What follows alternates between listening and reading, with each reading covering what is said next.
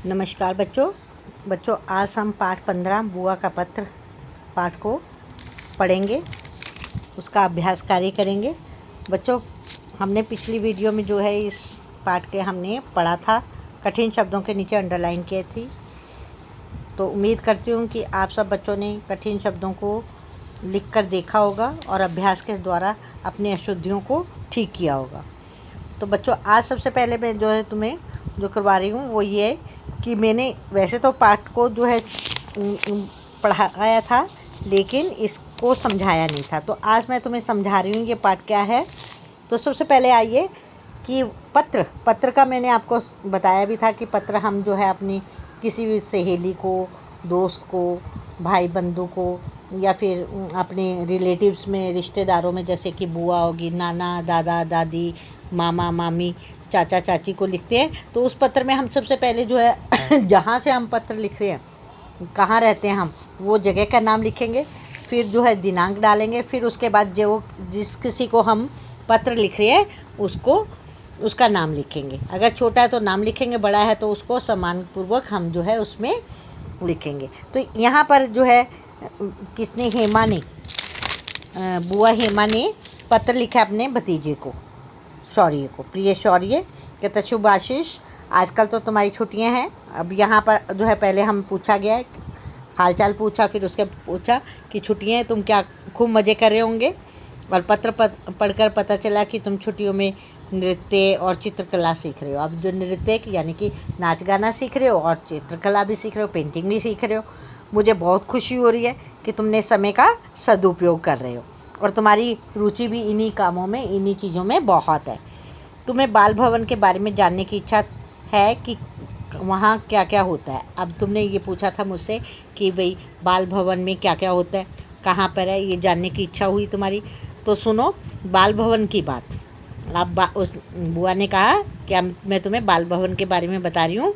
यह नई दिल्ली में बहादुर शाह जफ़र मार्ग पर स्थित है। तो अब बुआ ने बताया कि ये जो बाल भवन है ये दिल्ली में बहादुर शाह जफ़र रास्ते पर ये बाल भवन बना हुआ है, वहाँ पर है। यहाँ बच्चे वर्ष भर तरह तरह की क्रियाकलाप करते रहते हैं। कहते हैं कि यहाँ पे सारा साल बच्चे जो है तरह तरह की एक्टिविटी करती हैं, सीखते हैं, सीखने के लिए आते हैं। एक्टिविटी को बोलते हैं क्रियाकलाप, है ना। उनमें चित्रकला और हस्तकला मुख्य है। कहते हैं कि इसमें सबसे ज़्यादा जो है पेंटिंग और हाथ की बनाने वाली चीज़ें जो है वो बहुत अधिक जो है मुख्य है। इसमें विभिन्न प्रकार की जो वैसे तो बहुत सारी चीज़ें होती हैं, लेकिन चित्रकला, पेंटिंग और ड्राइंग का यहाँ पर बहुत प्रचलन है। बच्चों द्वारा बनाई गई मूर्तियों का अलग अलग रूप होता है। कहते हैं कि जो बच्चे जो मूर्तियाँ बनाते हैं उनके अलग अलग रूप होता है। गणेश चतुर्थी पर बच्चे गणेश की प्रतिमाएं बनाते हैं। कहते हैं जब गणेश चतुर्थी आती है तो बच्चे जो है गणेश जी की मूर्तियाँ बनाते हैं, प्रतिमाएं, मूर्तियाँ बनाते हैं, है ना। और मिट्टी के लोंदे में से मिट्टी लेकर कभी सूंड बनाते हैं, कभी लड्डू, तो कभी छोटा सा चूहा बनाते हैं। अब जो बच्चे जो है मिट्टी के लोंदे होता है जो जहाँ पर गीली मिट्टी होती है उसको लेकर मिट्टी से कभी तो वो हाथी की सूंड बनाते हैं, कभी उसके गणेश जी के हाथ में लड्डू देते हैं, कभी उनका चूहा बनाते हैं। कई बार तो सूंड अचानक नीचे लटक कर टूट जाती है। और कहते हैं जब बच्चे जो है मिट्टी से मूर्ति बनाते हैं गणेश जी की, तो उसमें से कई बार ऐसा होता है कि सूंड जो है वो टूट कर नीचे गिर जाती है। तो पानी लगाकर चिपकाने का प्रयास किया जाता है। कहता है फिर उसको पानी लगाकर चिपकाने का प्रयत्न किया जाता है, प्रयास होता है, प्रयत्न, कोशिश की जाती है। एक दूसरे से हंसी मजाक करते हुए मिट्टी के हाथ बनाते हैं।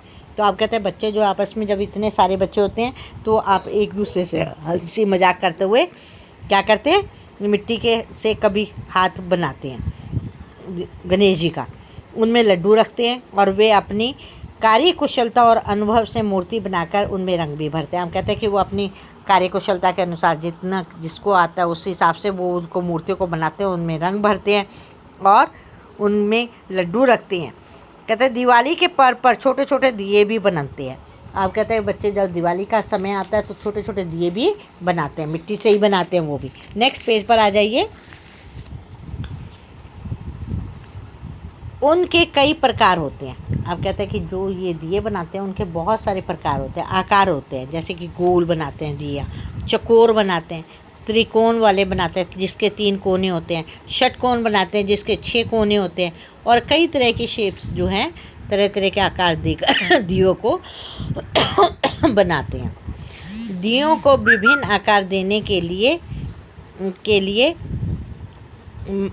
उनके हैंडल, स्टैंड और लटकन बनाते हैं। आप कहते हैं कि उनको आकार देने के लिए, दियों को भिन्न भिन्न आकार देने के लिए, अलग अलग आकार देने के लिए उसमें किसी में हैंडल लगा देते हैं, किसी में स्टैंड लगा देते हैं, किसी में लटकन बना देते हैं।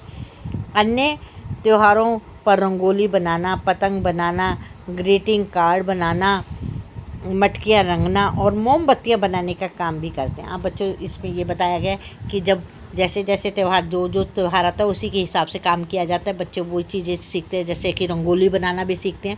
रंगोली बनाता पहले छाप देते हैं उसको, फिर कलर करते हैं, उसमें रंगों से रंगोली बनाई जाती है, फूलों से बनाई जाती है ना। फिर पतंग बनाना सीखते हैं, वो पतंग के समय में ग्रीटिंग कार्ड बनाना सीखते हैं। दिवाली, होली, दशहरा, इनके ग्रीटिंग कार्ड बनाते हैं। फिर मटकियाँ रंगना, मटकियों को बहुत सुंदर सुंदर रंगों से रंगना और मोमबत्तियाँ बनाने का काम भी करते हैं। कहते हैं कि इन जो बाल भवनों में बच्चे जो है मोमबत्ती बनाना, है ना, और मटकियों को रंगना, ये सारे कार्य जो है सीखते हैं और बड़े मज़े से इनको बनाते हैं।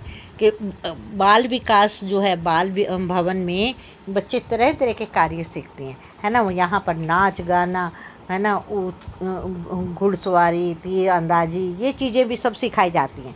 तो कहते हैं बच्चे ये सब काम आनंद लेकर करते हैं, कि बच्चे जो है बड़ा मज़ा ले कर इन कामों को करते हैं। ज़रूरत पड़ने पर भी एक दूसरे की मदद भी करते हैं। कहते हैं अगर ज़रूरत पड़ती है तो वो एक दूसरे की सहायता भी करते हैं। समय समय पर यहाँ आयोजित प्रतियोगिताओं में कई स्कूलों के बच्चे भाग लेकर इनाम भी जीतते हैं। हम कहते हैं कि ये बाल भवन में क्या होता है कि कई तरह की प्रोग्राम आयोजित किए जाते हैं, रखे जाते हैं, जिसमें अनेक प्रकार की प्रतियोगिताएं होते हैं। कभी तो होता है कि जो है कैंडल प्रतियोगिता है, कभी जो है वहाँ पर चित्रकला की प्रतियोगिता है, कभी हस्तकला की प्रतियोगिता है। तो अलग अलग प्रतियोगिता होते हैं, अलग अलग स्कूलों से बच्चे आते हैं और उसमें भाग लेते हैं, और जीतने वाले को फिर इनाम प्राप्त होता है। जो फर्स्ट सेकंड थर्ड आते हैं उनको इनाम दिया जाता है। जैसे हमारे स्कूलों में होते हैं ना बच्चों प्रतियोगिता, उसी प्रकार से यहाँ बच्चों की निराली ही दुनिया दिखाई देती है। कहते हैं कि यहाँ पर जो बाल भवन में बच्चों की बहुत अनोखी दुनिया दिखाई देती है। तरह तरह के बच्चे आते हैं, तरह तरह की चीज़ें बना रहे होते हैं, तरह तरह के उसमें रंग भर रहे होते हैं। बड़े लोगों को त्योहारों में कोई नवीनता भले ही ना दिखे। कहता है कि जो बड़े बड़े जो उम्र से बड़े होते हैं उनको चाहे उसमें नयापन नहीं लगता, कोई त्योहारों में कोई नयापन नहीं लगता, लेकिन बच्चे जो है उसमें खो जाते हैं और उसका पूरा भरपूर मज़ा लेते हैं। लेकिन बालकों के लिए यह त्यौहार कोई ना कोई नवीन रंग लेकर आता है। लेकिन मैंने बताया ना कि बच्चे तो हर त्यौहार में जो है उनको बड़ा अच्छा लगता है, बहुत इन्जॉय करते हैं, बहुत मौज मस्ती करते हैं, और वो उनमें कुछ ना कुछ उनको उनमें नया दिखाई देता है, नया रंग लेकर आता है। त्यौहार जो है, हर त्यौहार जो है उनके लिए कुछ नई चीज़ लेकर आता है, उनका उत्साह और बढ़ाने के लिए।